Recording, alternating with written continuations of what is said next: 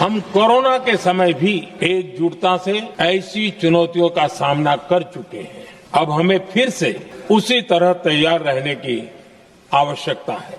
പശ്ചിമേഷ്യയിൽ നടക്കുന്ന സംഘർഷത്തെക്കുറിച്ച് കഴിഞ്ഞ ദിവസം ലോക്സഭയിൽ PM മോഡി നടത്തിയ പ്രസംഗത്തിൽ നിന്നും നമുക്ക് മനസ്സിലാക്കാൻ സാധിക്കുന്നത് കോവിഡിന് സമാനമായിട്ടുള്ള ഒരു സാഹചര്യം ഈ ഒരു സംഘർഷം നീണ്ടുപോയി കഴിഞ്ഞാൽ നമ്മൾ അഭിമുഖീകരിക്കേണ്ടി വരും എന്നുള്ളതാണ്. അതായത് ചുരുക്കം പറഞ്ഞാൽ ഇന്ത്യ മുഴുവനും അടച്ചിടേണ്ടി വരുന്ന ഒരു സാഹചര്യമാണ് ലോക്ക്ഡൌൺ. നമ്മൾ കോവിഡ് കാലത്ത് അത് കണ്ടതാണ്. എന്നാൽ അത്തരത്തിലുള്ള ഒരു സമാനമായിട്ടുള്ള സാഹചര്യത്തിലൂടെയാണ് ഇന്ത്യ കടന്നു പോകുന്നത്. അത്തരത്തിലുള്ള വിഷ്വൽസ് ഒക്കെ ധാരാളമായിട്ട് പുറത്തു വരുന്നുണ്ട്.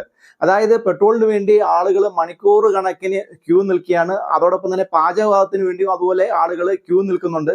അതോടൊപ്പം തന്നെ രാജസ്ഥാനിലും ഗുജറാത്തിലും ഒക്കെ ഉള്ള വലിയ വ്യവസായങ്ങൾ അടച്ചു പൂട്ടുകയാണ്. അതായത് അവിടുത്തെ തൊഴിലാളികൾക്ക് ഭക്ഷണം വെച്ച് കഴിക്കാനുള്ള സൗകര്യം ലഭിക്കുന്നില്ല.